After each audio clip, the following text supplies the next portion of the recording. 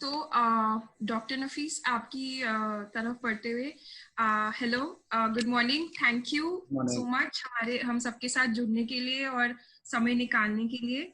मैं आपसे रिक्वेस्ट करूंगी कि अगर आप थोड़ा अपने बारे में इंट्रोडक्शन दें हमारे सारे पार्टिसिपेंट्स को। तो गुड मॉर्निंग सभी को, है ना। मेरा नाम डॉक्टर नफीस फैजी है। मैं अलीगढ़ मुस्लिम यूनिवर्सिटी में सामाजिक चिकित्सा कम्युनिटी मेडिसिन में असिस्टेंट प्रोफेसर हूँ। और वैसे मैं जन स्वास्थ्य अभियान के साथ काफ़ी साल से जुड़ा हुआ हूँ। बस यही छोटा सा इंट्रोडक्शन है। शुरू करें। ओके, बस एक बार ही बता देते हैं कि कौन है। हेलो। हाँ रिया, आपकी आवाज थोड़ी कट रही थी। ओके, मैं बस कोशिश कर रही थी श्रेया कि हम बता दें डॉक्टर नफीस को कि कौन कौन है प्रस्तुत इस कॉल पे, मतलब कहाँ बिल्कुल। से हैं सब लोग। हाँ हाँ, बिल्कुल। Can you do that Shreya? हाँ की बिल्कुल। आवाज कट रही है। हाँ। बिल्कुल हाँ। सो डॉक्टर नफीस, जैसा कि मैंने थोड़ा सा आपको फाया परियोजना के बारे में बताया था हमारी शुरुआती बातचीत में। तो इस समय जो फाया परियोजना में हमारे साथ जितने भी लोग हैं जो जुड़े हुए हैं, हमारे साथ काम करते हैं, इस समय सब कॉल पर हैं। ये सभी राजस्थान के 4 क्षेत्रों से इस समय जुड़े हैं हमारे साथ, जिनमें है एक डूंगरपुर, करौली, टोंक और बूंदी।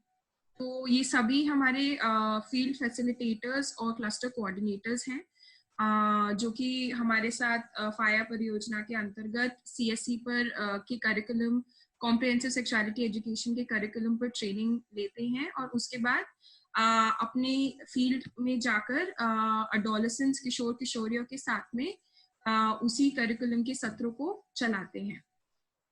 तो इनमें से कई सारे लोग इस समय अपने अपनी कैपेसिटी में अपने आसपास के एरियाज में कोविड के रिलीफ काम से भी जुड़े हुए हैं और काफी अपडेट्स हैं जो हमारे साथ शेयर होती रहती हैं, चाहे वो राशन वितरित करने का काम हो या फिर मास्क घर में बनाने का काम हो। तो अलग अलग तरीकों से वो रिलीफ काम के साथ भी इस समय जो है वो जुड़े हुए हैं। और जैसा कि मैंने आपसे शेयर किया था कि काफी जानकारी का एक अभाव है, वो सबको महसूस हो रहा है कि हम नहीं समझ पा रहे कि कौन सी एक जगह से हम इसके बारे में बहुत ही सही और सटीक जानकारी प्राप्त कर सकते हैं। और बहुत सारी अफवाहें भी इस समय जो हैं वो उड़ती हैं, तो इसलिए सबके मन में काफी सवाल थे। तो हम आशा करते हैं कि उन सबके सवालों को आज के सत्र में जवाब मिल पाए और वो कोविड के बारे में और जानकारी जो है वो बहुत अच्छी तरीके से ले पाए। जी, हर्ष, आप कुछ जोड़ना चाहोगे क्या इसमें? क्या? नहीं नहीं, अभी we should start actually, it's 11. Okay, ठीक है doctor Nafees, over to you.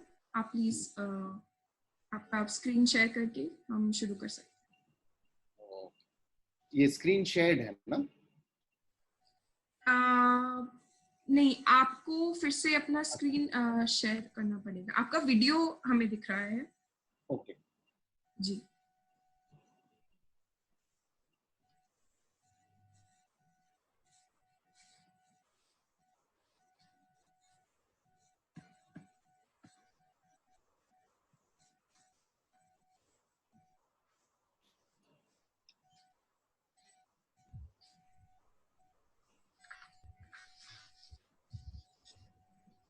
हाँ जी। तो आज हम ऐसा करेंगे कि पहले हम थोड़ा बहुत कोरोना वायरस के बारे में या कोविड के बारे में जानेंगे, कुछ बात करेंगे। और उसके बाद मैं चाहूंगा कि चूंकि आप लोग बहुत ज्यादा काम कर रहे हैं फील्ड पे, तो आपसे भी कुछ जाने, और अगर आपके पास कुछ सवाल है तो मैं कोशिश करूंगा कि उसका जवाब दे पाऊं। तो सबसे पहले थोड़ा बहुत कोरोना वायरस के बारे में। ये दो दो शब्द हमें मिलते हैं हर बार, एक है कोरोना वायरस और एक है कोविड-19। कोरोना वायरस एक तरह का संक्रमण है, जैसे कि हम सब जानते हैं। ये उस वायरस की फैमिली से है, उस परिवार से है जिससे पहले भी बहुत इन्फेक्शंस हुए हैं। अगर आपको याद हो, सार्स नाम की एक बीमारी बहुत साल पहले आई थी 2011 में, पूरी दुनिया में फैली, लेकिन बहुत कम लोगों को हुआ, तकरीबन 8,000 लोगों को, और उससे मौतें भी काफी कम हुई थी और उसको कंट्रोल कर लिया गया था। ये कोरोना वायरस कुछ खास है। ये कोरोना वायरस खास इसलिए है क्योंकि ये पहली बार इंसानों में इन्फेक्शन कर रहा है। इससे पहले पूरी दुनिया में इस वाले कोरोना वायरस के बारे में हम नहीं जानते थे। क्योंकि ये पहली बार आया है, इसीलिए हमें शुरू में इसके बारे में जानकारी बहुत कम थी। जब 29 दिसंबर को वुहान, चाइना में वुहान एक जगह है, वहां पर 29 दिसंबर को पहली बार इन्होंने संज्ञान लिया कि ये कुछ नया लग रहा है, और 6 दिनों के अंदर उन्होंने पता किया तो ये एक नया कोरोना वायरस था। और इस बीमारी को जो 2019 में कोरोना वायरस से हो रहा है, इस वाली, उसको हम कोविड-19 के नाम से भी जानते हैं। इसमें और भी वायरसेस हैं। पहले सार्स नाम की बीमारी, जैसे मैंने बताया, हुआ है। कुछ साल पहले मिडिल ईस्ट में, गल्फ में, सऊदी अरेबिया, इस रीजन में, दुबई के तकरीबन आसपास मर्स नाम की एक बीमारी हुई, लेकिन ये उनमें से अलग है। इस बीमारी के कुछ प्रमुख लक्षण हैं जो मैं आप स्क्रीन पे देख पा रहे होंगे। वैसे आम दिनों में ये बिल्कुल सर्दी खांसी की तरह होता है, जैसे नॉर्मल सर्दी खांसी हमें होती है इन मौसमों में, और कोई फर्क बहुत ज्यादा उससे नहीं होता। लेकिन अगर कुछ लोगों में ये बीमारी बहुत तेज होती है, और इसमें 3 से 4 चीजें ऐसी हैं जिसका ध्यान रखना बहुत जरूरी है।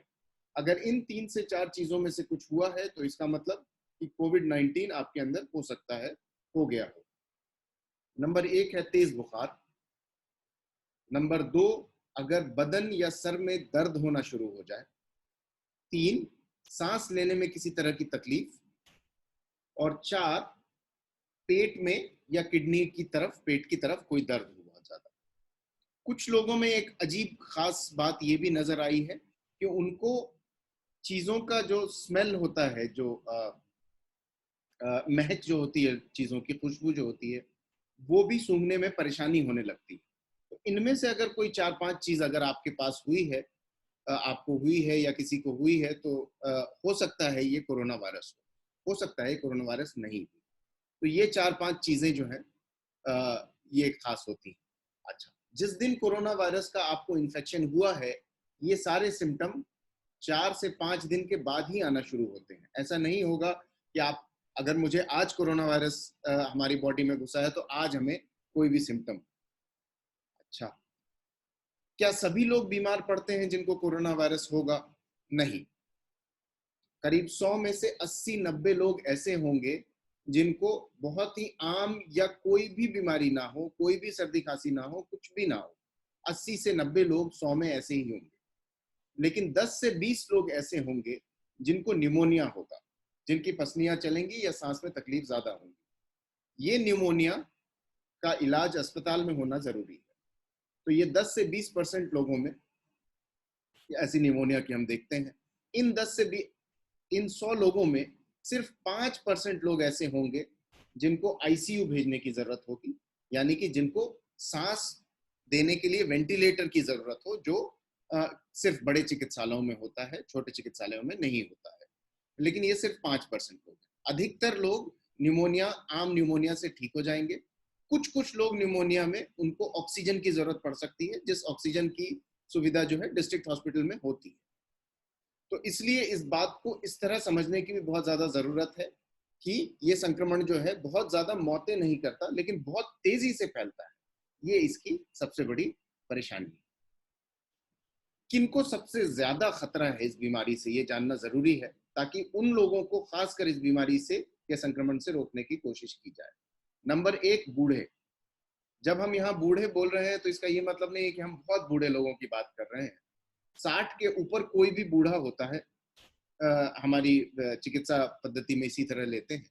लेकिन इस बीमारी के लिए हम लोग इसे 40-50 के ऊपर मान लेते हैं, बिकॉज इंडिया में, आपको अगर पता हो, इंडिया में दिल की बीमारी थोड़ी जल्दी होती है, तो इसीलिए 50-60 इसके ऊपर के जो लोग हैं उनका खास ख्याल रखने की जरूरत है।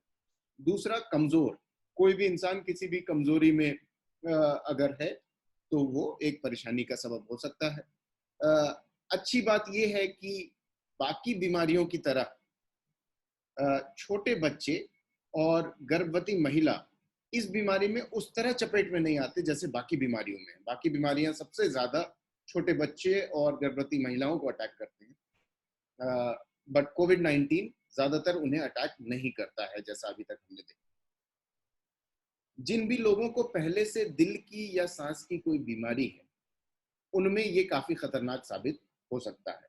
इटली, जैसा कि आप जानते हो, इटली एक कंट्री है, वहाँ खासकर ऐसा ही हुआ कि बूढ़े और दिल की खास सांस की बीमारी के लोग ज्यादातर इससे ग्रसित हुए और काफी मौतें भी हुई। इसके अलावा अगर किसी को डायबिटीज या ब्लड प्रेशर या किडनी की बीमारी है, तो उनमें भी ये बीमारी होने के, कोविड को खतरनाक होने के चांसेस बहुत ज्यादा हैं, और जटिल बीमारी इन्हीं लोगों में ज्यादातर होती है। इससे पहले कि मैं आगे बढ़ूं, ये जरूर जान लें कि जो भी इंसान डायबिटीज या ब्लड प्रेशर या सांस की बीमारी से ग्रसित है, वो अपनी दवाएं समय पर लेता रहे। उनकी दवाएं जो आम बीमारी की है वो बंद ना हो, क्योंकि आपका ब्लड प्रेशर अगर बढ़ा हुआ है या घटा हुआ है, या सांस की बीमारी आपकी बढ़ी या घटी हुई है, तो कोरोना वायरस के लिए बहुत आसान होगा आपको जटिल बीमारी में बदल जाना। अच्छा, हालांकि ये लोग ज्यादा खतरनाक बीमारी में हैं, इसका ये मतलब बिल्कुल भी नहीं है कि बाकी लोग बिल्कुल ठीक हैं, किसी को कुछ नहीं हो सकता। ये सिर्फ एक एस्टिमेट है, एक संकलन है कि ज्यादातर इन लोगों को परेशानी है, बाकी लोग ठीक हो जाएंगे। लेकिन ये बीमारी का स्प्रेड बहुत तेज है। अभी पिछले हफ्ते हमारे एक दोस्त जो न्यूयॉर्क में काम करते हैं, उनके पास 2 मरीज ऐसे भी आए जो 30 साल के थे। उनके खुद के पास वैसे तो बहुत मरीज आए जो 30 साल की उम्र के थे, जवान लड़के थे, ना उनमें कोई बीमारी थी ना कुछ थी, और वो 30 आईसीयू तक गए और उनको वेंटिलेटर की जरूरत हुई। वो अब ठीक है, लेकिन इसका ये मतलब नहीं है कि ये बीमारी सिर्फ इन्हीं लोगों में होती है, हालांकि ये लोग सबसे ज्यादा इसकी चपेट में आते हैं। अब ये बीमारी फैलती कैसे है? इस बीमारी के फैलने का एक जो सबसे खतरनाक सबब है वो ये है कि ये बूंदों से फैलती है। जिस भी आदमी को कोरोना वायरस है, उसकी सांस, उसकी छींक में जो पानी के ड्रॉपलेट्स छोटे छोटे निकलते हैं जो दिखते नहीं, उससे ये बहुत तेजी से फैलती है। इसी वजह से आपने हर जगह देखा होगा कि हम लोग सोशल डिस्टेंसिंग या एक गैप की बात कर रहे हैं कि एक दूसरे से 2 मीटर का गैप बनाकर अगर चलें तो इस बीमारी से हम काफी हद तक बच सकते हैं। बिकॉज कोरोना वायरस के जो पार्टिकल होते हैं छोटे छोटे, वो जमीन पे गिर जाते हैं। जब आप 1-2 मीटर का डिस्टेंस रखते हैं तो वो जमीन पे गिर जाते हैं, तो वो नीचे चले जाते हैं, आपकी सांस में नहीं आते। तो ये सांस की बीमारी की तरफ फैलता है। जैसे ही ये बदन में जाता है, फौरन मल्टीप्लाई करता है।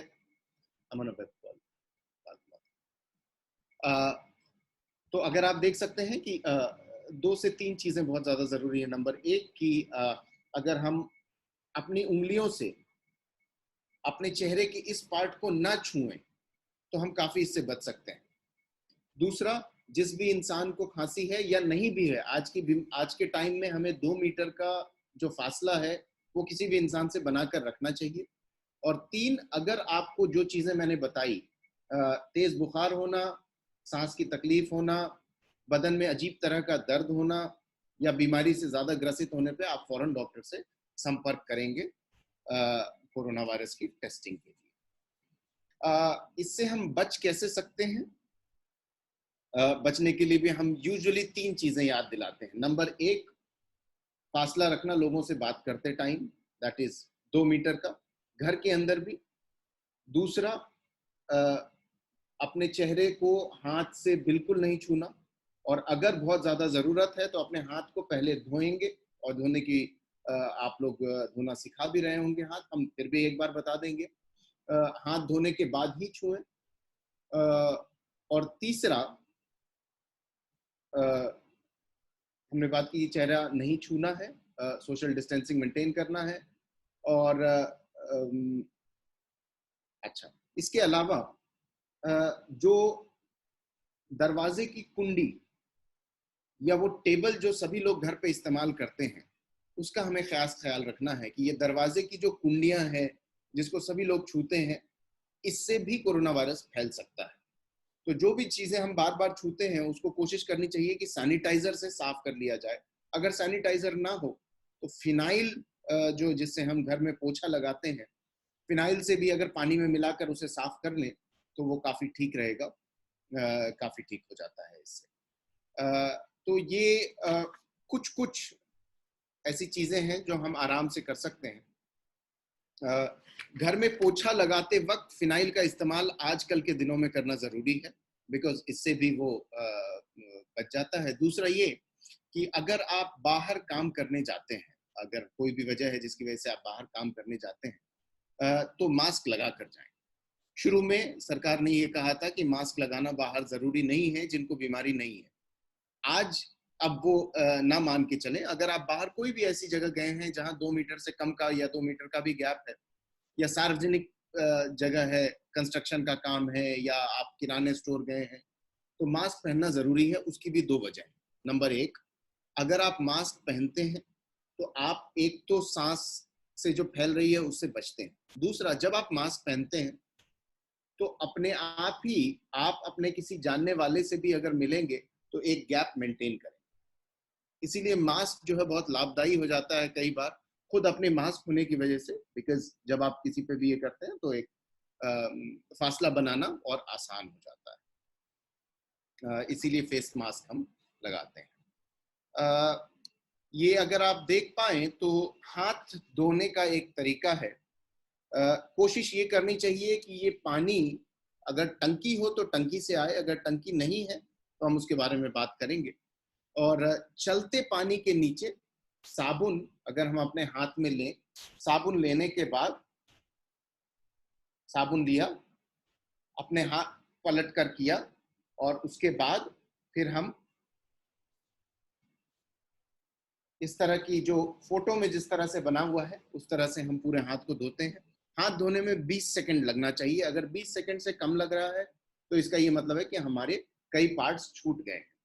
ये हाथ धोने का तरीका है। हाथ कब कब धोएं? बाथरूम जाने के बाद, भोजन से पहले, कभी भी खांसने या छींकने या नाक साफ करने की जरूरत हो तो शुरू और बाद दोनों में, और जब भी आप घर के बाहर से घर के अंदर आए, पहला काम जो आप करेंगे वो न सिर्फ हाथ धोने का है। अगर आप किसी संक्रमित एरिया से आ रहे हैं, अगर आपको लग रहा है कि वहां किसी को हो सकता है, तो आपको पहला काम ये करना चाहिए कि आप घर घुसने से पहले अपने घर वालों को फोन कर दें, किसी बड़े को फोन कर दें। आप अपने हस्बैंड को या अपने वाइफ को या अपने बड़े बच्चे को फोन कर दें कि तुम गेट खोल कर रखना, और आप गेट के अंदर घुसे और सीधा बाथरूम की तरफ जाएं। बाथरूम में सबसे पहले आप अपने कपड़े उतारें और डिटर्जेंट में डाल दें। अगर थोड़ा गर्म पानी हो तो बहुत अच्छा है, थोड़ा गर्म पानी हो और डिटर्जेंट हो, उसमें आप अपने कपड़ों को डाल दें। दूसरा, फिर आप उसे धुल दें और उसे तेज धूप में आप सूखने डाल दें। डिटर्जेंट इस्तेमाल करने से कोरोना वायरस मर जाता है, और अगर थोड़ा गर्म पानी हो तो और भी बेहतर है। इसका ये मतलब नहीं है कि गर्म पानी बहुत ज्यादा जरूरी है, बट उससे आसानी होती है। उसके बाद आप हाथ धोएं और फिर आप दिन भर के काम कर सकते हैं। जिनके भी घर में बड़े, बूढ़े, कमजोर ऐसे लोग हैं जिनकी बात मैंने की थी, कोशिश ये करें कि अगर आपके घर में एक अलग कमरा है या एक अलग हिस्सा है जिसमें उन्हें रखा जा सकता है, तो उन्हें वहां रखने की कोशिश करें। खासकर उनके पास बाथरूम उनके आसपास होना चाहिए, अगर आप ऐसा कर सकते हैं। और किसी भी वजह से बिना धुले हुए अपने हाथ से अपने चेहरे को बिल्कुल ना छुएं। जब मैं अपने चेहरे की बात कर रहा हूं तो इसमें आंख, नाक और मुंह तीनों जुड़े हुए। इसके बाद जब हम हाथ धुलने की बात कर चुके हैं, ये देखिए, अगर आप फोटो देख रहे हो, अगर किसी जगह पर टंकी नहीं है, टैप नहीं है और पानी चलाने की जरूरत पड़ती है, तो ये एक तरीका है जो बहुत आसान है। बोतल के पीछे के हिस्से को तोड़ दें, और इससे क्या होगा कि आपको इसे छूना नहीं पड़ेगा, और आप ऊपर से पानी डाल सकते हैं इस बोतल में, और आप इससे आराम से हाथ धो सकते हैं। इसमें एक छोटा सा पिन से अगर छेद कर दिया जाए तो। अगर किसी के पास हैंड पंप है तो ये परेशानी नहीं है। हैंड पंप में कोई दूसरा इंसान चला सकता है और हाथ धुला जा सकता है। ये तो मुझे अभी श्रेया जी ने बताया कि आप लोग बहुत अच्छा कर रहे हैं कि मास्क खुद ही बना रहे हैं और बांट रहे हैं। ये काफी जरूरी है। और जब हम मास्क की बात करते हैं तो मास्क कई प्रकार के होते हैं। जो अस्पताल में हम लोग इस्तेमाल करते हैं वो N95 मास्क है। सफेद रंग का अगर आपने देखा हो, जिसकी अभी वो मिल नहीं रहा है मार्केट में, हम लोग भी उसे इस्तेमाल दिनचर्या में नहीं कर रहे हैं। दिनचर्या में मैं भी सर्जिकल मास्क इस्तेमाल कर रहा हूँ, N95 नहीं कर रहा हूँ। लेकिन आप भी कहीं ऐसी जगह तो जा नहीं रहे, तो ऐसे काम के अगर क्लोथ के कपड़े के मास्क भी बनाए जाए तो वो भी काफी कामगर है। वो कामगर इसलिए सिर्फ नहीं है कि वो बीमारी को रोकते हैं, बीमारी को पूरी तरीके से नहीं रोक सकते, लेकिन वो एक फासला भी बनाने में मदद करते हैं, और दूसरा काफी हद तक बीमारी के रेट को भी वो कम करते हैं। ऐसा कई शोधों में आया है। लेकिन आप ये बिल्कुल ना समझें कि अब हमने मास्क पहन लिया है या अब हमने हाथ धुल लिया है तो अब हमें कोरोना नहीं होगा। ये एक बहुत अजीब सी सोच है जो अक्सर जब हम अच्छा काम करते हैं तो आ जाती है।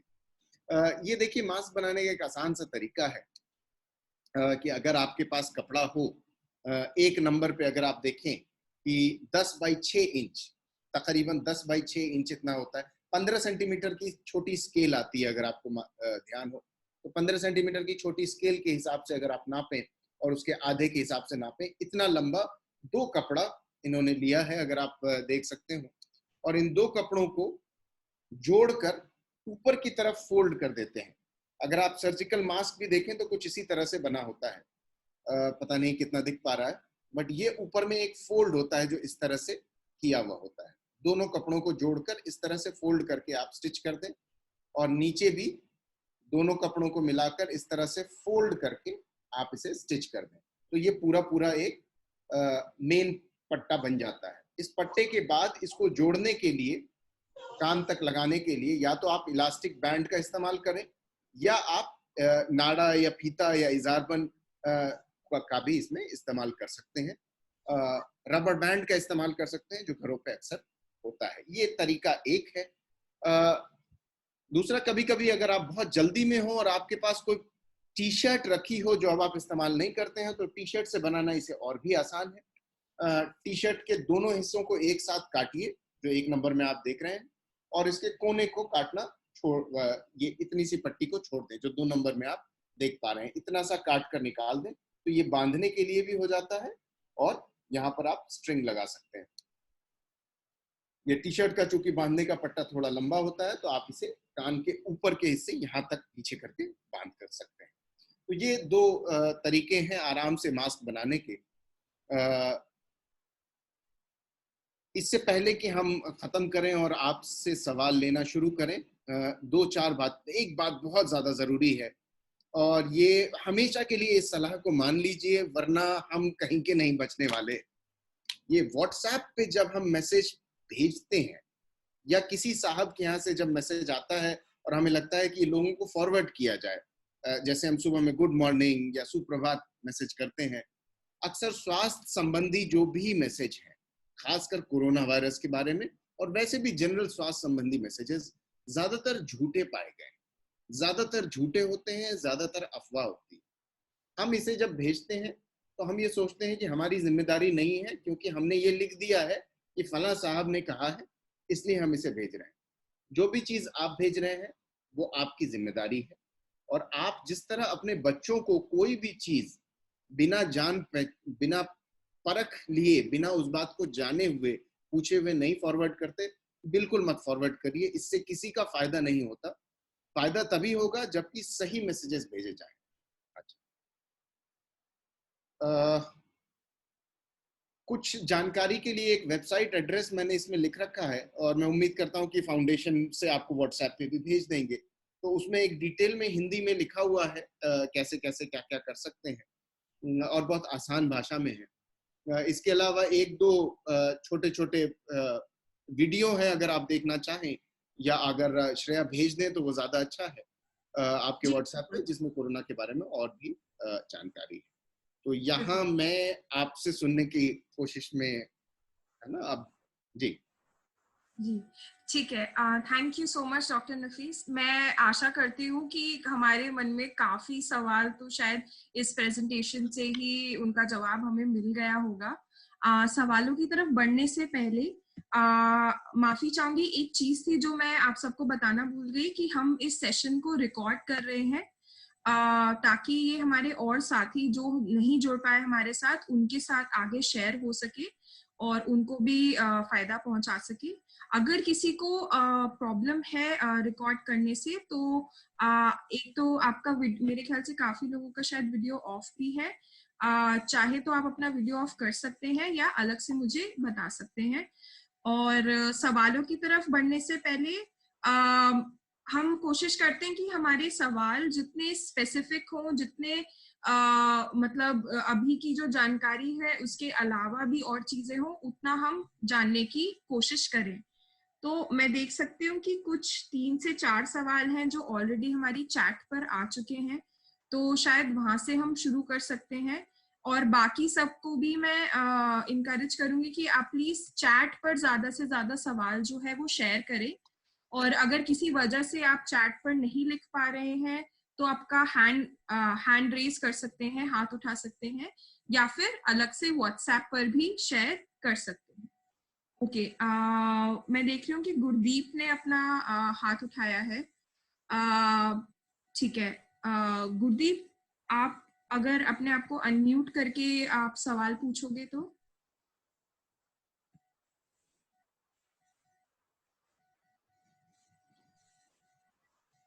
गुरदीप,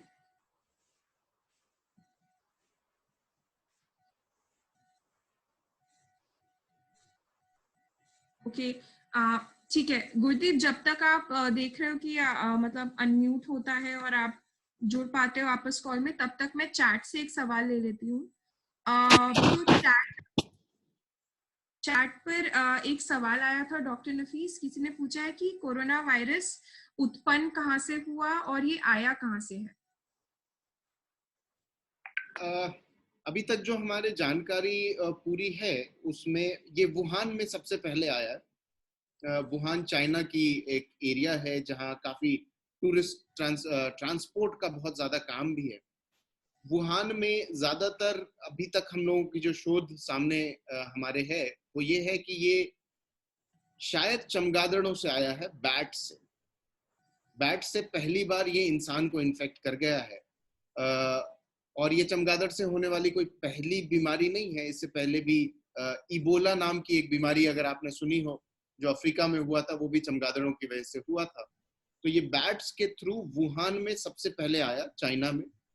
वुहान के बाद ये चारों तरफ फैलता चला गया, जिसमें इटली और ईरान में ये सबसे पहले फैला, और उसके बाद फिर अभी आज तो तकरीबन 194 कंट्रीज दुनिया में रिपोर्ट कर चुके, बल्कि 200 से ऊपर लोग रिपोर्ट कर चुके हैं, और करीब 30 लाख लोग आज की डेट में इसमें ग्रसित हैं, मतलब कोविड पॉजिटिव हैं। 30 लाख में तकरीबन 2 लाख लोगों की मौतें भी हो चुकी हैं।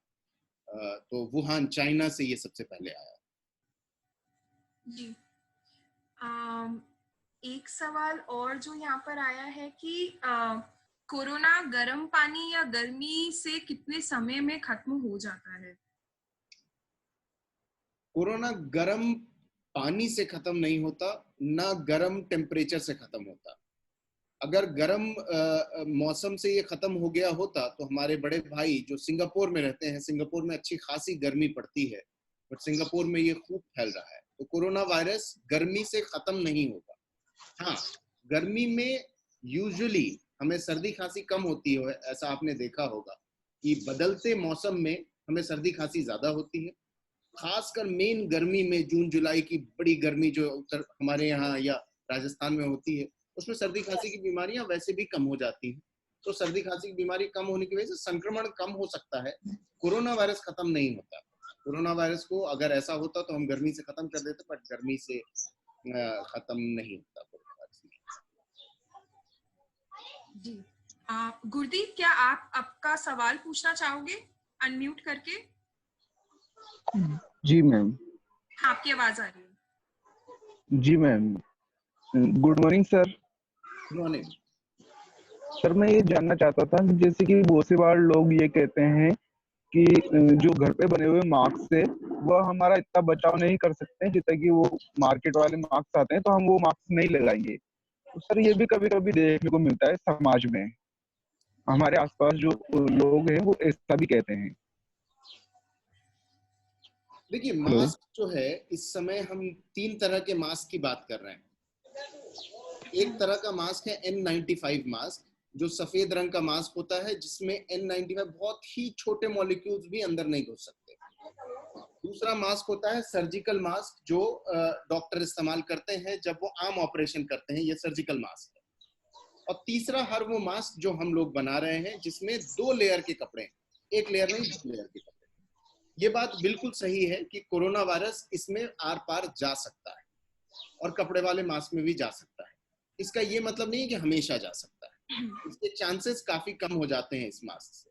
दूसरी बात कि मास्क पहनते समय अगर आप N95 मास्क का इस्तेमाल करते हैं, एक तो वो मिल नहीं रहा है, दूसरा N95 रिकमेंडेड नहीं है, वर्ल्ड हेल्थ ऑर्गेनाइजेशन भी रिकमेंड नहीं करती कि लोग N95 पहने। मैंने अभी तक नहीं पहना N95। जब मैं कोरोना वायरस मरीजों के अंदर जाता हूँ उस वार्ड में, सिर्फ तब पहनता हूँ, क्योंकि N95 के साथ एक बहुत बड़ी परेशानी है, वो आप बहुत देर पहन ही नहीं सकते। N95 से ये पूरा बंद हो चुका होता है और वो 4 घंटे से ज्यादा पहना भी नहीं जा सकता। तो मास्क के लिए इस्तेमाल करते टाइम ये जानना जरूरी है कि मास्क किसी भी सांस की बीमारी से रोकता है, सबको रोक देता है ऐसा नहीं है, लेकिन कोरोना वायरस का अगर आप 2 मीटर का डिस्टेंस मेंटेन करते रहे हैं और आप ये मास्क या कपड़े का मास्क भी पहन रहे हैं, तो काफी हद तक चांसेस हैं कि आपको बीमारी नहीं होगी। बस एक बात का ध्यान रखना जरूरी है, जो मैं भूल गया, मास्क का ये जो ऊपरी हिस्सा होता है, चाहे वो कपड़े का हो चाहे ये मास्क हो, उसमें ये बंद होना चाहिए। ऐसा नहीं होना चाहिए कि आपका ये खुला हो और आप इसमें से हवा घुस रहा हो। तो मास्क ये जरूरी है कि आपका ये पट्टा भी पूरा बंद हो खास कर। तो मास्क के बारे में तो ये है गुरदीप।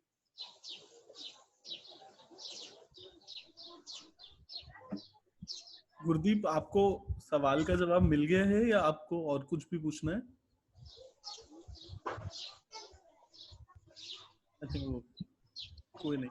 तो मैं अभी चैट से दूसरे सवाल को उठाता हूँ।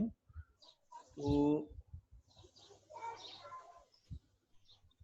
किसी ने सवाल पूछा है कि कोरोना वायरस का प्रभाव विंटर सीजन में क्यों प्रभावी होता है।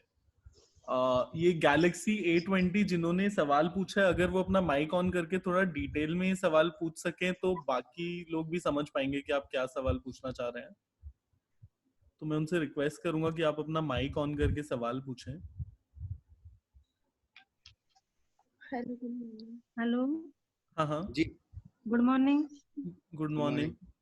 सर, कोरोना वायरस का प्रभाव सर्दी वाले मौसम में ही क्यों ज्यादा प्रभावी होता है? अच्छा, ये सिर्फ कोरोना वायरस के साथ खास नहीं है। सर्दी करने वाली जितनी भी संक्रमण है, सर्दी खांसी करने वाली जितनी भी बीमारी है, खासकर सर्दी के या बदलते मौसम में होती है। तो या तो सितंबर के मौसम में, जो हम उम्मीद कर रहे हैं कि अभी कोरोना वायरस कम हो भी गया, तो सितंबर के मौसम में फिर बढ़ सकता है, बिकॉज सितंबर अक्टूबर से सर्दी का मौसम शुरू होने लगता है, तो फिर से चांसेस होते हैं मार्च तक इसको होने के लिए। तो ये सिर्फ कोरोना वायरस नहीं, किसी भी सर्दी खांसी वाली बीमारी के लिए आम बात है। एक नंबर मौसम बदलने की वजह से। दूसरी जो बड़ी वजह वो ये है कि जब आप पंखे बंद कर लेते हैं और ठंड का मौसम शुरू हो जाता है, तो लोग अपने आसपास रहने लगते हैं। गर्मी के मौसम में लोग थोड़ा दूर दूर रहते हैं, ओवर क्राउडिंग जिसे हम कहते हैं। लोग अपने आसपास खड़ा होना भी पसंद नहीं करते, पंखे के नीचे अलग अलग रहना चाहते हैं। तो अक्सर ठंड के मौसम में चूंकि लोग एक साथ रहते हैं, फैमिली के, परिवार के, दोस्तों में, तो इस वजह से भी सर्दी की बीमारियां या जो भी खांसी से फैलने वाली बीमारियां वो बहुत ज्यादा तेजी से होती है। ठंड ये वजह है कि ठंड में ये ज्यादा होता है, इसीलिए इसका संक्रमण ठंड में ज्यादा होता है। इसका ये मतलब बिल्कुल नहीं है कि वो ठंड से या गर्मी में मर जाता है। जी, ये मेरे ख्याल से किसी का सवाल था कि कोरोना का प्रभाव विंटर में क्यों और ज्यादा हो जाता है, उसका भी जवाब उनको मिल गया होगा। किसी ने पूछा है कि ये वायरस जो है ये किसी चीज पर कितने समय तक रहता है, और उन्होंने कागज का उदाहरण दिया है यहाँ पे कि कागज या और किसी अन्य चीज पर कितने समय तक। ये बहुत ही अच्छा सवाल है और इस पे अभी काफी रिसर्च दुनिया भर में हो रही है कि कागज, कार्डबोर्ड, प्लास्टिक और ये मेटल के आयरन वायरन के जो गेट्स बने होते हैं, इसमें कितनी देर रहता है। सबके अलग अलग रिसर्च हैं। कुछ रिपोर्ट्स ये कहते हैं कि ये प्लास्टिक में बहुत ज्यादा देर तक रहता है और कार्डबोर्ड पे बहुत ज्यादा देर तक रहता है। बट सवाल ये है कि उस चीज के इस्तेमाल से ये कितना संक्रमण फैला है। जब हमने इस पे रिसर्च, अगर आप देखेंगे इस पे जितने शोध हैं, वो ये कहते हैं कि ज्यादातर इन चीजों से इन्फेक्शन के केस नोन नहीं। हमने ऐसे केसेस नहीं देखे हैं जिसमें कि कार्डबोर्ड या प्लास्टिक या जमीन पे जो पड़ा हुआ कोरोना वायरस है उससे किसी इंसान को हो गया हो। ज्यादातर केस में हमने ये देखा है कि कोई ना कोई इंसान से ही किसी दूसरे इंसान को हुआ है। इन सब चीजों से नहीं हुआ है। दूसरा, ये जरूरी है कि अक्सर इस्तेमाल में आने वाली चीजें जैसे दरवाजे की कुंडी, किसी ऑफिस की कुंडी या उन जगहों पर हम उसे सैनिटाइज कर लें और उसके बाद उसे छुएं। तो जी बिल्कुल।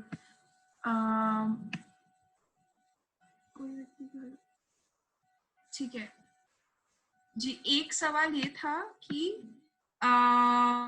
कोई पूछ रहे हैं कि क्या इसके कोई घरेलू उपचार हैं जो हम अपना सकते हैं इसके समाधान के लिए या इसे ठीक करने, इसके प्रयोग के लिए।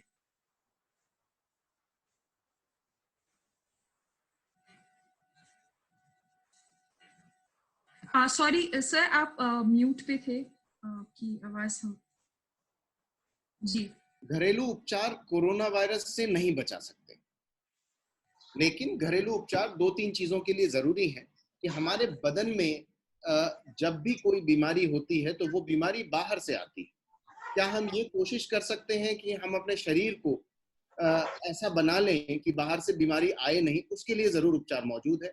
कोरोना वायरस के लिए खास है कि अभी आप खाने पीने में बिल्कुल हमें इमरजेंसी से कॉल आ रहा है, हम 1 मिनट का समय लेंगे। जी बिल्कुल बिल्कुल।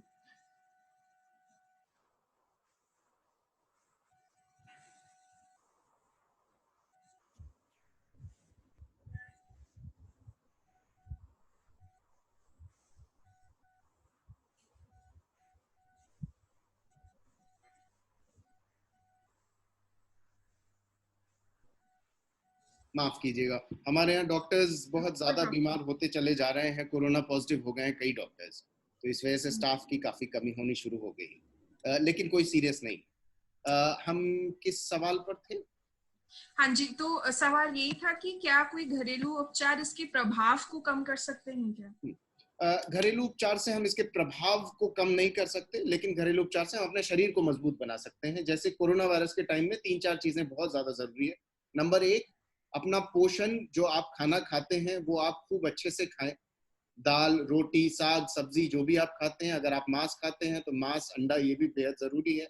और खाना खाते टाइम उसे अच्छे तरह से सब्जियों को या सारी चीजों को धो लें। धोने के बाद जो भी गर्म करने वाली चीजें हैं, कुक करने की, बनाने वाली, उसको अच्छे तरह से पका लें। इंडिया में तो वैसे भी पकाते कुछ ज्यादा ही हैं, कम पकाना चाहिए, बट पकाने से भी कोरोना वायरस बिल्कुल नहीं फैलता, तो उसमें कोई भी परेशानी नहीं है। खाने पीने का खास ध्यान रखें। ये बोलना बहुत आसान है और करना बहुत मुश्किल कि ज्यादा टेंशन और स्ट्रेस लेना बहुत घातक हो सकता है, क्योंकि स्ट्रेस और टेंशन से हमारे शरीर के अंदर भी जो लड़ाई करने की ताकत होती है, जो ऊपर वाले ने हमें दी है हर शरीर को, वो कम हो जाती है। तो थोड़ा स्ट्रेस और टेंशन से बचें। इसके अलावा जो पानी या तरल पदार्थ हैं, पानी, जूस, लस्सी या इस तरह की चीजें अगर आप पीते हैं, नहीं भी पीते हैं तो कोशिश करिए कि खूब पिए। पीने की चीजों का खूब इस्तेमाल करें। और हल्का सा भी अगर आपको लगता है कि अभी मैंने धूल खा ली है या बाहर से मैं किसी गंदगी के चपेट में आया हूं, तो कोशिश करिए कि गर्म पानी से गरारा, थोड़ा सा नमक मिला के और भाप, ये जरूर लें। ये सिर्फ कोरोना वायरस के लिए नहीं है, लेकिन ये खासकर ऐसे टाइम में जरूरी है, बिकॉज छोटी सी भी सर्दी अगर आपको डस्ट की वजह से हुई है तो आपको ये टेंशन हो सकता है कि कहीं कोरोना तो नहीं है। तो अगर आप भाप लेंगे और गले को गर्म पानी से गरारा करेंगे तो वो काफी ठीक रहता है इन मौसमों में। जी। किसी ने क्योंकि हम उपचारों की बात कर रहे हैं, तो एक सवाल ये भी था कि इसके ट्रीटमेंट के लिए किन तरह की दवाइयों का प्रयोग हो रहा है और क्या इसके इलाज के लिए कोई नई तकनीक है जिसको इजाद किया गया है? देखिए, मैं एक बहुत ही सच्ची बात करूं आपसे, वायरल जितनी भी बीमारियां हैं, जो भी बीमारी वायरस से फैलती है, जैसे खसरा, जैसे चिकन पॉक्स या जैसे कोरोना वायरस या इससे पहले स्वाइन फ्लू जो अक्सर हर साल होता ही है। वायरस की बीमारियों में कोई डायरेक्ट इलाज हमारे पास नहीं है। वायरस की बीमारी में हम क्या करते हैं कि शरीर को वो जिस तरह से चपेट में लेता है उसका इलाज करते हैं। तो किसी को अगर सांस लेने में तकलीफ हो रही है तो उसके सांस की तकलीफ को हम दूर करते हैं। किसी को अगर बुखार हो रहा है तो हम उसे बुखार की दवा देते हैं। वायरस को एक बार वायरस ने बदन के अंदर अगर एक्ट कर लिया है तो उसको डायरेक्ट मारने की हमें शोध में दवाइयां उपलब्ध नहीं है। दूसरी बात ये कि इसका ये मतलब है कि हम लोग वो बीमारियों को के जो सिम्टम है उसकी वजह से जो चीजें होती हैं उसका इलाज कर रहे हैं। कोरोना वायरस में 2-3 दवाइयां सामने आई हैं, लेकिन कोई भी दवा ऐसी नहीं है जिसको लेने से कोरोना वायरस खत्म हो जाए फौरन या कुछ ऐसा हो जाए। तो ज्यादातर वायरल डिजीज में बट अच्छी बात ये भी है कि ज्यादातर वायरल बीमारियों में हम खुद उससे ठीक हो जाते हैं और एक बार ठीक होने के बाद हमारे शरीर की जो इम्यूनिटी है वो खूब उससे बचाती है। जैसा आपने खसरे के साथ देखा होगा कि खसरे में 2 ही चीज है जो कारगर है। नंबर 1, आप खसरे का अगर टीका लगवा लेते हैं तो आपको खसरा नहीं होता। नंबर 2, अगर आपको खसरा हो चुका है तो फिर आपको कभी खसरा नहीं होगा, बिकॉज आपकी शरीर उस तरह से।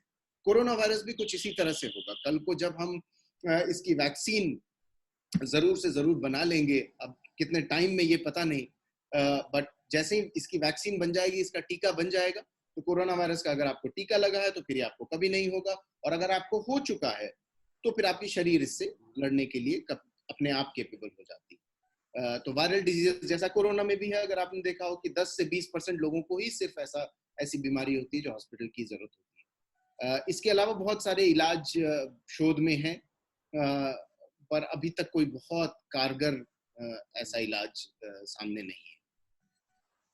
जी जी। एक सवाल ये था कि जैसे कि आपने शुरुआत में बताया था कि शायद बच्चे और गर्भवती महिलाएं जो हैं उन पर इतना ज्यादा प्रभाव नहीं है, तो वो पूछ रहे हैं ऐसा क्यों? ये भी बहुत मुश्किल सवाल है और इस पे अभी भी शोध चल रहा है कि क्यों ऐसा है कि बच्चे और गर्भवती महिलाओं पे नहीं हो रहा है। इसका कोई सटीक जवाब इस टाइम में क्योंकि शोध अवेलेबल नहीं है अभी तक। जितनी भी बातें हैं वो सब रिसर्च होंगी तब पता चलेगा। कई बातें लोगों ने सामने रखी है बट कोई भी डायरेक्ट इसकी वो नहीं है। जी। एक थोड़ा ये सवाल आया था कि क्योंकि जैसे आपने अंत में सबको ये भी बताया कि कैसे हमें व्हाट्सएप पर जो अलग अलग तरीके के फॉरवर्ड्स आते हैं या एक गलत अफवाहें जो है उसके फैलने का ज्यादा वहां से खतरा बना रहता है, तो वो पूछना चाह रहे हैं कि कई हद तक जो न्यूज भी लोग फॉलो कर रहे हैं उसमें भी शायद बताना थोड़ा मुश्किल होता जा रहा है कि फेक न्यूज कौन सी है और सही न्यूज क्या है। तो इसी पे शायद मेरे ख्याल से वो टिप्पणी है या आपका ओपिनियन जानना चाह रहे हैं कि उससे हम कैसे बचे फिर। ये तो श्रेया जी भी पूरा फाउंडेशन जानता है कि आज इंडिया में फेक न्यूज की वजह से जितना इस हमारे देश को परेशानी है शायद दुनिया में किसी देश में नहीं हो रहा, और जबकि सब जगह परेशानी है अगर आपको पता हो। और दो तरह के एग्जाम्पल जरूरी हैं यहाँ पर। एक तो बहुत ही दुखद घटना है, वो ये कि यही व्हाट्सएप फॉरवर्ड में कुछ लोगों को ये इलाज बताया गया कि क्लोरोक्विन जो मलेरिया की दवा होती है, वो मलेरिया की दवा अगर आप ले लें तो कोरोना से बच जाएंगे। बहुत ही दुख के साथ ये बताना पड़ रहा है कि परसों महाराष्ट्र में एक नर्स की डेथ हो गई क्लोरोक्विन लेने से। दिल का रेट बढ़ जाता है अरिदमिया का, और इसकी वजह से जो है उनके दिल की बीमारी से मौत हुई। अमेरिका में भी बहुत लोगों की दिल की बीमारी से मौत हो गई, कोरोना से नहीं, क्योंकि वो कोरोना से बचने के लिए क्लोरोक्विन की दवा ले रहे थे। शायद उनके अगल बगल में कोई डॉक्टर था या नहीं था ये मुझे पता नहीं, लेकिन जब आप किसी केमिस्ट की दुकान से जाकर कोई ऐसी दवा लेते हैं जो कि उसे बेचनी भी नहीं चाहिए, तो ये एक परेशानी है। हमारे यहाँ अनफॉर्चुनेटली भारतवर्ष में आप कोई भी दवा आप दुकानों से ले सकते हैं, ये बड़ी परेशानी की बात। दूसरा, जहाँ फेक न्यूज की बात है, देखिए अब मैं क्या बोलूं, हमारे ज्यादातर प्राइम टाइम चैनल्स, बड़े बड़े न्यूज चैनल्स हमारे फेक न्यूज देते हैं। लेकिन वो फेक न्यूज क्यों देते हैं और क्या वो न्यूज हम देखते हैं? अगर हम वो न्यूज देखते रहेंगे तो वो ये न्यूज दिखाते रहेंगे। ये एक धंधा है, जैसे सामान बेचने का एक धंधा होता है। अगर कोई सही सामान बेचता है, आप उस परचून की दुकान को रेखांकित करते हैं और आप ये लोगों को बताते हैं कि देखिए ये जो परचून का दुकान है, ये दुकान वाला अच्छी सामान बेचता है, ये गलत सामान नहीं बेचता, इसीलिए मैं इसके यहाँ से सामान लेता हूँ।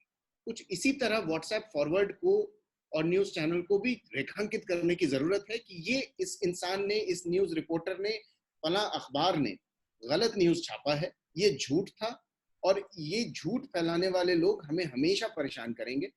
और ये मैसेज पहुंचना बहुत जरूरी है, आम लोगों को ये जानना जरूरी है कि जो लोग भी ये कहते हैं कि हमें सारा जवाब आता है, या जो लोग झूठ और भ्रम फैलाते हैं, कभी भी हम उनको पहले से अपने नजरों से थोड़ा लोगों को बताएं और आगाह करें और उनको कंज्यूम करना बंद कर दें। कई ऐसे न्यूज हैं जो रात को 9 बजे चिल्ला कर सिर्फ और सिर्फ झूठ बेच रहे होते हैं। अगर वो सच बेच रहे होते तो कोई बात नहीं थी।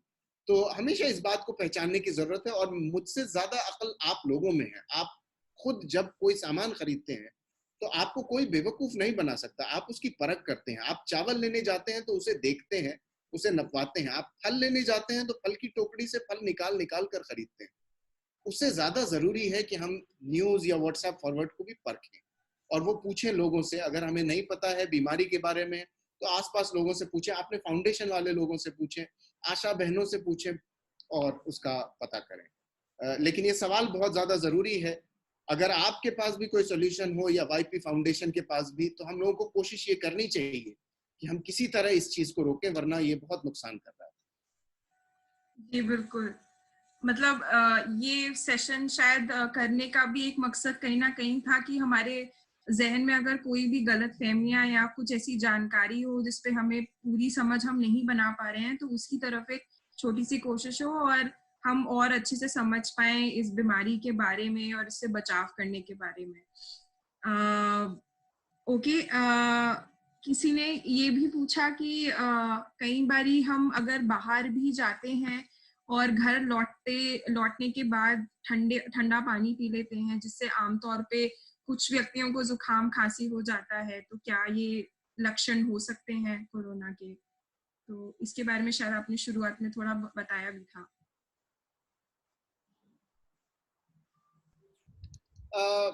नहीं, परेशानी ये है कि आपको सर्दी खांसी हुई और आपने उसकी वजह को माना कि मैंने ठंडा पानी पी लिया था। ये आपको लग रहा है, हमें पता नहीं। आपको जो सर्दी खांसी हुई है वो धूल की वजह से हुई है या वो ठंडे पानी पीने की वजह से हुई है या कोरोना से हुई है, ये हमें पता नहीं चल सकता। इसी वजह से मैंने ये कहा था कि ठंडे पानी से अगर कुछ लोगों को बहुत जल्दी खांसी होती है, अगर ऐसा है तो ठंडा और गर्म थोड़ा सा पानी मिला लें, जरूरी नहीं है कि बिल्कुल ठंडा पानी पिए। और ये बात आपने खुद भी देखा होगा कि हमारे पुराने जमानों में हैंडपंप को बहुत देर चलाते थे तो ठंडा पानी आता था, है ना, बहुत देर से नीचे का पानी आता। उस ठंडे पानी को पीने से कभी सर्दी खांसी नहीं होती, लेकिन फ्रिज का पानी पीने से सर्दी खांसी होती है। वजह उसके बीच में यही है कि फ्रिज का पानी कुछ जरूरत से ज्यादा ठंडा होता है, इस वजह से ये परेशानी होती है। तो ये आपको नहीं पता कि ये सर्दी खांसी आपको ठंडे पानी पीने से हुई है या कोरोना से हुई है, क्योंकि आप बाहर से आए। तो ये एक परेशानी है, इसीलिए ठंडे पानी या धूल इन चीजों से बचने की भी कोशिश करें। जी बिल्कुल। डॉक्टर नफीस, मैं आपसे पूछना चाहूंगी कि कितना समय लगभग है हमारे पास, क्योंकि शायद क्योंकि आपको कॉल्स भी आ रहे हैं, हो सकता है आप काम में 5 मिनट में अगर खत्म हो जाए तो जी बिल्कुल बिल्कुल बिल्कुल बिल्कुल। तो क्या कोई आखिरी 1 या 2 सवाल हैं हमारे पास? अगले 5 मिनट बने रहेंगे। सबसे पहले शुरुआत में आया था वो मैं पढ़ देता हूँ, जो गंगा ने पूछा कि जब आप सिम्टम्स बता रहे थे तो आपने 4 मेन सिम्टम्स बताए थे, तो उनका सवाल ये है कि क्या चारों होंगे तो ही चेकअप के लिए जाना चाहिए या फिर कोई भी एक है तो जाना चाहिए? कोई भी एक हो तो। इस समय जिस तरह से ये बीमारी फैल रही है, अगर आपको इनमें से कोई भी एक सिम्टम हो तो आप चिकित्सालय की तरफ जाकर जरूर परामर्श जरूर ले लें। अगर उन डॉक्टर्स को सही लगेगा तो वो उसका टेस्ट कराएंगे, ये एक बात है। लेकिन हमेशा दिल में ये बात बना लें, क्योंकि हो सकता है हम लोगों की मुलाकात फिर ना हो पाए, ऐसे समय में हम जी रहे हैं। अभी भी ये जानकर चलें कि इस बीमारी को, अगर आपको शक है कि आपको ये इन्फेक्शन हुआ है और आपको कोई सिम्टम नहीं है, कई बार ऐसा होगा, 80 से 90% लोग ऐसे हैं जिनको कुछ भी नहीं होगा लेकिन उनके अंदर कोरोना वायरस होगा। ये उनके लिए तो कोई बात नहीं है, लेकिन दूसरों के फैलने के लिए खतरनाक है। तो ये जानना बहुत जरूरी है। तो नंबर 1, इन चारों में से कोई भी सिम्टम अगर आपको आए और नया है और आपको अलग लग रहा है तो आप डॉक्टर से जरूर परामर्श लें। सामुदायिक चिकित्सा केंद्र से या प्राथमिक चिकित्सा केंद्र के डॉक्टर से आप जाकर मिलें। लेकिन अगर आपको लग रहा है कि ये बुखार मुझे किसी और वजह से आ रहा है, मुझे नहीं लगता कि ये बुखार जो है कोई सर्दी जैसा है, ये तो मुझे रहता ही है बुखार, जैसे कई गर्भवती महिलाएं हैं, अगेन अनफॉर्चुनेटली हमारे यहाँ सब में आयरन की बड़ी कमी होती है, खून की कमी होती है, तो खून की कमी की वजह से उनको कमजोरी हल्की सी लगती है, हल्का सा बुखार रहता है। अगर ये वो वाला बुखार आपको लग रहा है तो बेहतर है कि आप चिकित्सालय ना जाएं। अगर आपको बुखार आम है, चिकित्सालय जाना इस समय खतरनाक है, ऐसा मैं कभी नहीं बोलता, लेकिन चिकित्सालय में बहुत तरह की बीमारी के लोग आते हैं जो खतरनाक हो सकता है। पर अगर कोई नया सा बुखार लग रहा है, आपको तेज बुखार लग रहा है, अलग सा लग रहा है, एकदम से उखड़ा है, तो हाँ, दिखाना जरूरी है। जी। मेरे ख्याल से आखिरी सवाल, क्योंकि अभी शायद हमारे पार्टिसिपेंट से कुछ नहीं आ रहा है, मैं यही पूछना चाहूंगी कि अभी भी कई जगह लोग इसको पूरी गंभीरता से नहीं ले रहे हैं। खास करके अगर हम अपने बड़े बूढ़े भी देखें या फिर किसी भी उम्र के लोग जो हो, पर एक सेक्शन ऐसा है जरूर हर जगह, चाहे वो शहर हो, गांव हो, कोई भी इलाका हो, जहाँ पे लोग शायद इसको पूरी गंभीरता से नहीं ले रहे हैं और मान रहे हैं कि शायद इसका प्रभाव हम पर कभी सीधे तरीके से नहीं पड़ेगा। तो उनको हमें किस तरीके से थोड़ा सा सावधान करना चाहिए, या उसके लिए अगर आप लास्ट के कुछ क्लोजिंग कमेंट्स बोलना चाहिए। देखिए, मैं सिर्फ एक आपको इस आपदा के पहले जो सबसे बड़ा पैंडेमिक विश्व में आया था उसका नाम स्पेनिश फ्लू था। 1918 में, जलियांवाला बाग के 1 साल पहले 1918 में जब स्पेनिश फ्लू, स्पेन के नाम से स्पेनिश फ्लू एपिडेमिक नाम मशहूर हुआ, हालांकि वो स्पेन से नहीं निकला था। स्पेनिश फ्लू एपिडेमिक में करीब 150 लाख भारतीयों की मौत हुई थी। इस दुनिया में सबसे ज्यादा जिस कंट्री में मौत हुई थी, जिस देश में मौत हुई थी, वो भारत में थी। हिंदुस्तान में सबसे ज्यादा लोगों की मौतें हुई थी, जबकि उस समय हिंदुस्तानी बहुत ज्यादा बाहर नहीं जाते थे। आज हिंदुस्तानी बहुत ज्यादा बाहर आते जाते हैं। तो बीमारी में सबसे ज्यादा अगर रिस्क किसी कंट्री को हमेशा है, स्पेनिश फ्लू बिल्कुल सिमिलर सी बीमारी थी, सांस की बीमारी थी, सांस से फैलती थी। पता नहीं आप लोग कवियों के बारे में, जस्ट निरुला एक बहुत पुराने कवि हैं, निरुला ने भिक्षुक नाम की एक कविता लिखी थी। निरुला की पत्नी, उनके बच्ची, उनकी मौत हुई। महात्मा गांधी और आश्रम में 6 अलग लोगों को स्पेनिश फ्लू हुआ था। किस्मत की बात थी कि महात्मा गांधी बच गए और देश की आजादी में आगे चले गए। आप इसको इस तरह से देखिए कि अगर उस स्पेनिश फ्लू में महात्मा गांधी ने गंभीरता से इस बीमारी को नहीं लिया होता और महात्मा गांधी को कुछ हो गया होता, तो आज हम कहाँ होते। आप अगर इस चीज को इस तरह से समझे तो बहुत ज्यादा जरूरी है। कोरोना वायरस बहुत तेजी से फैलता है, बहुत ही खतरनाक बीमारी है। जिन लोगों में भी ये संक्रमण ज्यादा आगे बढ़ गया, अगर वो 5% वाले लोग हैं, उनका बचना बहुत ज्यादा मुश्किल है। यकीन जानिए, वेंटिलेटर वाली स्टेज के बाद अगर किसी इंसान को वेंटिलेटर की जरूरत पड़ गई तो मुश्किल से 8 से 10% ऐसे लोग हैं जो उससे जिंदा बचकर वापस आएंगे। आज यूएस में, अमेरिका में जो लोग वेंटिलेटर पे जाते हैं उनके पास तो बहुत सारे वेंटिलेटर हैं।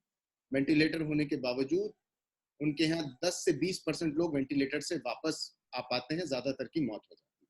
तो बहुत जरूरी है समझना कि संक्रमण जिन लोगों में भी अगर ज्यादा बढ़ गया तो ये बीमारी लाइलाज है। जी बिल्कुल। तो मेरे ख्याल से इसी के साथ हम आपके साथ ये सवाल जवाब का जो सिलसिला चला अभी पिछले 1 घंटे से, और आपने जो इतनी जानकारी दी उसको अंत पे लाते हैं। Thank you so much doctor Nafees. हम जानते हैं कि आप कितने ज्यादा इस समय ओवरवेल्म्ड होंगे काम से और कितने व्यस्त होंगे, पर फिर भी आपने समय निकाला हमारे लिए, हम सारे पार्टिसिपेंट्स के लिए। तो उसके लिए बहुत बहुत थैंक यू। एंड होपफुली पता नहीं ये कब खत्म होगा, पर आशा करते हैं कि आप भी सेफ रहेंगे, स्वस्थ रहेंगे, और शायद हमें मौका मिलेगा फिर से एक बार जुड़ने का। Thank you so much. Harsh, क्या आप कुछ कहना चाहते हो? नहीं, मैं पार्टिसिपेंट्स को बोल रहा था कि डॉक्टर नफीस के जाने के बाद रुकिएगा, ताकि मैं थोड़ा रिकैप कर दूं कुछ इंपॉर्टेंट चीजें जो उन्होंने बोली हैं। हाँ, तो doctor Nafees, thank you so much, काफी इंफॉर्मेटिव था ये हम सब लोगों के लिए, और मैं आशा करता हूँ कि जैसा श्रेया ने बोला, हम मिल भी पाए कभी रियल लाइफ में। बिल्कुल, ताकि आपसे, आपके काम से हम काफी कुछ सीख पाएंगे। So thank you so much. बिल्कुल, thank you doctor. Thank you, good bye. Bye. ठीक है, बाकी सब यहीं रहे, अभी कोई जाएगा नहीं।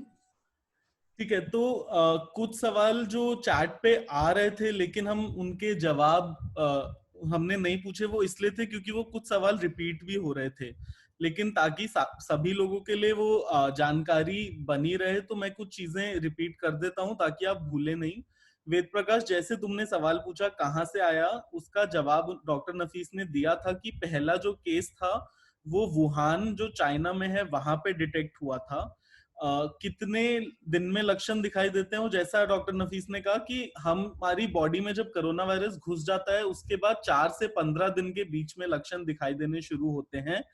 और ये छुआछूत से नहीं फैलता है, जो बूंदे होती हैं छींक की, खांसी की, उनसे फैलता है। लेकिन जरूरी है कि हम फिर भी 2 मीटर की दूरी बना के रखें, क्योंकि कई बार लोग खांसते या छींकते समय अपने हाथ से मुंह को ढक लेते हैं और उसके बाद दूसरे इंसान को अगर छुएंगे तो उस तरीके से वो फैल सकता है। तो इसलिए जरूरी है कि हम तब भी 2 मीटर की दूरी बनाकर रखें। फिर जो अभी जैसे गंगा ने जो सवाल पूछा कि बच्चों, गर्भवती महिलाओं को क्यों नहीं हो रहा है, या फिर जो हरीश पूछ रहे थे कि मुर्गियों में ज्यादातर बीमारियां क्यों होती हैं, तो ये सारे सवाल ऐसे हैं जिनके जवाब अभी शायद किसी के पास नहीं है, क्योंकि ये बीमारी इतनी नहीं है कि इसके ऊपर रिसर्च अभी उतनी नहीं हो पाई है। अभी जो पूरी दुनिया है वो मिलके सिर्फ किस तरीके से इसको रोक पाए, किस तरीके से इसका वैक्सीन बना पाए, वो बनाने की कोशिश कर रही है। तो इस तरीके की शोध या इस तरीके की रिसर्च होने में शायद टाइम लग सकता है। उसके अलावा ये भी याद रखने की जरूरत है, जो डॉक्टर नफीस ने बताया कि 100 में से लगभग 80 से 90 लोग ऐसे होंगे जिनको छोटे मोटे कुछ सिम्टम होंगे, यानी कि छोटे मोटे कुछ लक्षण होंगे और फिर वो अपने आप ठीक हो जाएंगे। यानी कि ये भी हो सकता है कि कुछ लोगों में कुछ लक्षण नजर ही ना आए। इसका मतलब ये है कि ये बीमारी और खतरनाक इसलिए हो सकती है कि जिन लोगों में लक्षण नहीं नजर आ रहे हैं वो भी इसको फैला सकते हैं। तो कोई व्यक्ति जिसके अंदर लक्षण नहीं नजर आ रहे हैं या हल्के फुल्के लक्षण नजर आ रहे हैं, अगर उसके भी आप टच में आ जाते हो, उसके भी छींक की बूंदे, खांसी की बूंदे यदि आपके शरीर में आ जाती हैं, तो उससे बीमारी आपको तो हो सकती है। सिर्फ इसलिए कि उनके शरीर में लक्षण नहीं नजर आ रहे हैं का मतलब ये नहीं है कि आपके शरीर में लक्षण नहीं नजर आएंगे। तो इसलिए हमें फिर भी सावधानी बना के रखने की जरूरत हर केस में है। इसीलिए सब लोग बोल रहे हैं कि दूरी बना के रखें, दूरी बना के रखें। ठीक है, तो ये एक जरूरी चीज है। फिर एक चीज जो शायद जिसके ऊपर हमने चर्चा नहीं की लेकिन समझना जरूरी है कि क्योंकि ये बीमारी चाइना से आई है, इसके कारण कई लोग हैं जो चाइना से आए हुए लोगों के बारे में, या फिर जो हमारे ही देश में जो उत्तरी भारत में, नॉर्थ ईस्ट इंडिया में जो लोग रहते हैं, जो चाइनीज लोगों की तरह शायद दिखते हैं, उनके खिलाफ हिंसा बढ़ गई है। यूनिवर्सिटी में, कॉलेज में, अलग अलग शहरों में लोग उनको गालियां दे रहे हैं, उनको बोल रहे हैं कि तुम्हारी वजह से कोरोना वायरस हुआ है, तुम वापस जाओ। गुजरात में मामला आया था जहां नॉर्थ ईस्टर्न कुछ लोग किराए पे रहते थे, तो उनके मकान मालिक उनको घर से बाहर निकालने की कोशिश कर रहे थे कि तुम जैसे लोगों की वजह से कोरोना आ गया है। तो हमें याद रखने की जरूरत है कि ये बीमारियां किसी व्यक्ति की वजह से नहीं आई हैं, है ना। वायरस है, चमगादड़ में था, कुछ बदलाव आया, म्यूटेशन हुआ, इंसान में आ गया, फैल गया। किसी ने जानबूझ के इस बीमारी को नहीं फैलाया है। तो हम किसी भी नस्ल के प्रति, किसी भी समुदाय के लोगों के प्रति इसकी जिम्मेदारी नहीं थोपेंगे, इसके जिम्मेदार नहीं ठहराएंगे, क्योंकि किसी एक व्यक्ति की या किसी एक समुदाय की गलती नहीं है ये बीमारी का फैलना। उसके साथ ही हम मीडिया में आ रही अफवाहों से भी बचने की कोशिश करेंगे, जो हमें ये भी समझने की जरूरत है, हो सकता है हमारे देश में डेटा इस समय क्योंकि कलेक्ट ही नहीं हो रहा है, उस कारण भी हमारे देश में नंबर उतने ज्यादा नहीं आ रहे हैं, है ना, क्योंकि हमारे यहाँ टेस्ट भी अभी उतने शायद नहीं हुए हैं, इसलिए जो डेटा हमारे सामने न्यूज में आ रहा है उतना नहीं है। इसका मतलब ये नहीं है कि देश भर में फैला नहीं है कोरोना वायरस। तो सावधानी, हम चाहे गांव में है, शहर में है, कैसी भी जगह पर है, हमें सावधानी पूरी तरीके से बनाकर रखनी है। कोई भी दवाएं अपनी मर्जी से नहीं लेनी है या सिर्फ व्हाट्सएप का मैसेज पढ़ के नहीं लेनी है। हर एक केस में हमें स्वास्थ्य संबंधित जो लोग प्रशिक्षित हैं उन्हीं से जानकारी लेनी है।